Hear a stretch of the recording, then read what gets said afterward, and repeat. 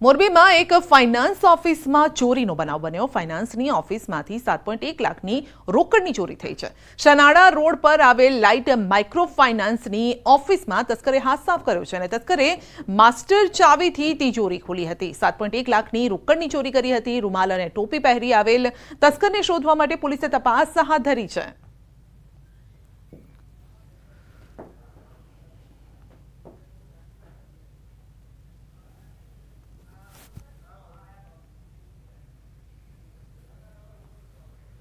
તો નવસારી જિલ્લાના બિલીમોરા શહેરના દેરાસરમાં ચોરીની ઘટના સામે આવી। દેરાસરમાંથી કિંમતી મૂર્તિઓ, સોના ચાંદી સહિત રોકડની ચોરી કરાઈ છે। તો સવારે પૂજારી દેરાસર આવતા સામાન વેરવિખેર જોવા મળ્યો હતો અને તેમને ચોરી થયાની આશંકા જતા તેઓએ પોલીસ ફરિયાદ નોંધાવી છે।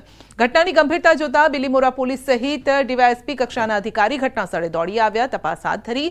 જો કે શિયાળાની શરૂઆત થતા ચોરીની ઘટનાઓ વધતા પોલીસ પેટ્રોલિંગ પર સવાલ ઉભા થયા છે।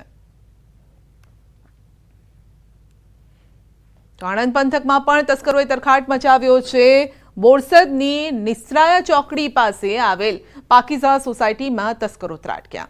તસ્કરોએ બંધ મકાનને નિશાન બનાવ્યું। જો કે ચોરીની ઘટના સીસીટીવીમાં કેદ થઈ છે। એક તરફ પોલીસ રાત્રિ પેટ્રોલિંગના દાવા કરે છે તો બીજી તરફ જિલ્લાભરમાં તસ્કરો જાણે કે પોલીસને પડકાર આપી રહ્યા હોય તેમ લાગી રહ્યું છે। ઉત્તર પ્રદેશ ગયેલા પરિવારના બંધ મકાનને નિશાન બનાવી તાળું તોડી ઘરમાં પ્રવેશ કરી તસ્કરો હાથફેરો કરીને ફરાર થઈ ગયા હતા। તો સોસાયટીમાં ચોર આવ્યાની બૂમો પડતા લોકો જાગી ગયા અને ત્યારે ચોરોએ દોટ મૂકી અને તેઓ ફરાર થઈ ગયા।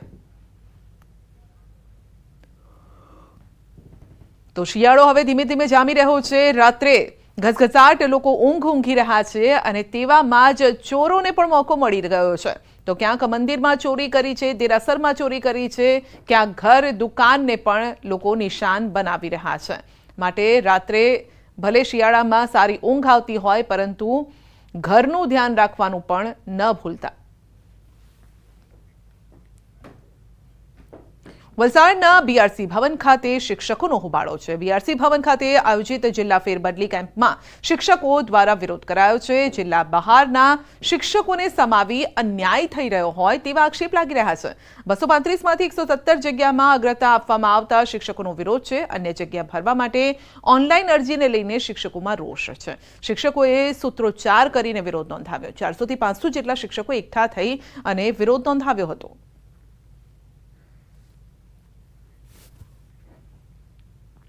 સુરતમાં વાલીઓ માટે લાલ બત્તી સમાન કિસ્સો સામે આવ્યો છે। સોમવારે સાંજે 2 વર્ષીય બાળક દડાથી રમતા રમતા ગુમ થયું અને ત્યારે આજે બાળકની લાંબી શોધખોળ બાદ ગટરમાંથી લાશ મળી છે અને લાશ મળતા ખળભળાટ મચી ગયો છે।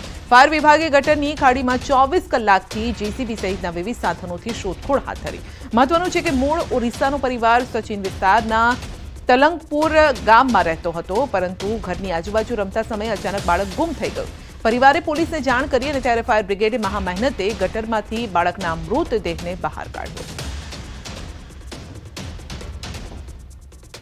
નવજાત શિશુને તરછોડી દેવાની ઘટનાઓ દિન પ્રતિદિન વધી રહી છે। થોડા દિવસો પહેલા જ રામ તળાવ પાસે એક નવજાત શિશુ મૃત હાલતમાં મળી આવ્યો અને ત્યારે હવે આ જ પ્રકારની બીજી ઘટના સામે આવી છે।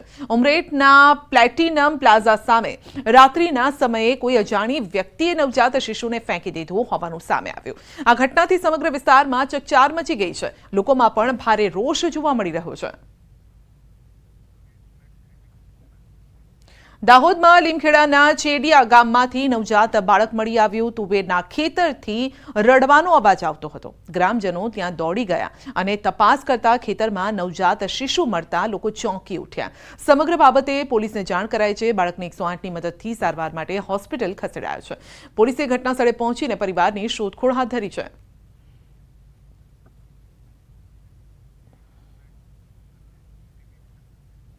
છોટાઉદેપુર જિલ્લામાં તંત્રની બેદરકારી સામે આવી છે। છોટાઉદેપુરના કુંડા ગામના લોકોને અવરજવર માટે પાકા રસ્તા તો ઠીક, કાચો રસ્તો પણ નથી, જેને લઈને કુંડા ગામના નોલિયાબારી ફળિયાના ગ્રામજનો જાત મહેનતે હવે કાચો રસ્તો સરખો કરવા માટે મજબૂર છે।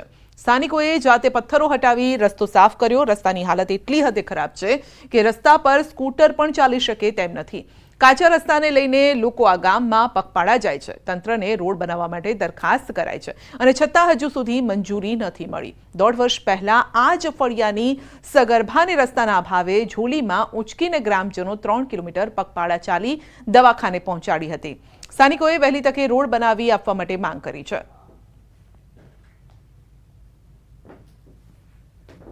આજે બધા ગ્રામજનો જાતે રિપેરિંગ કામ કર્યું છે, કેમ કે અહીં કોઈ વાહન આવતું જ નથી. ચોમાસું આખું અમે આટલું દુઃખ ભોગવ્યું છતાં કોઈએ ધ્યાન આપ્યું નથી.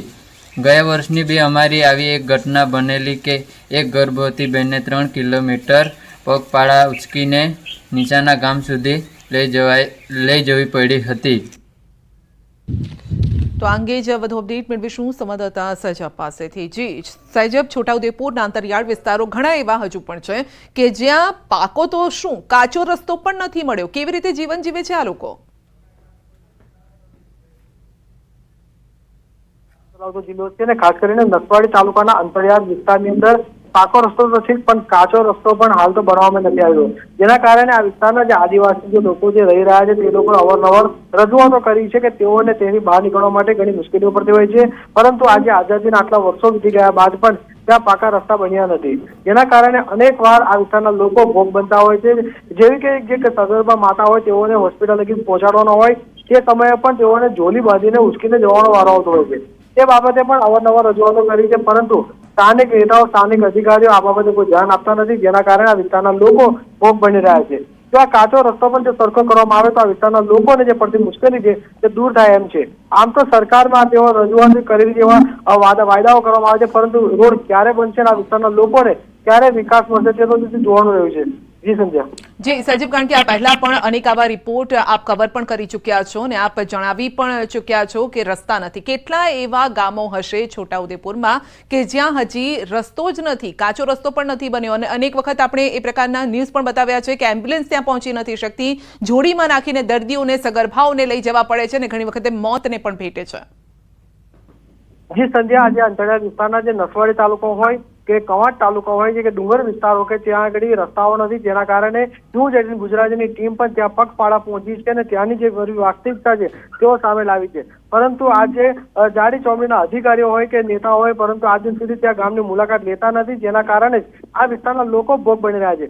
ટૂંક સમય પહેલા જ એક માતાએ આ રીતના જે દુખાવો ઉપડ્યો તેઓને હોસ્પિટલ સુધી પહોંચાડવામાં આવી છે, પરંતુ રસ્તામાં જ તે માતાનું મોત થઈ ગયું હતું. ત્યારે આવી કોઈ ઘટનાઓ તો આ એક નથી 5 જેટલી ઘટનાઓ બની છે. જી, આપનો આભાર.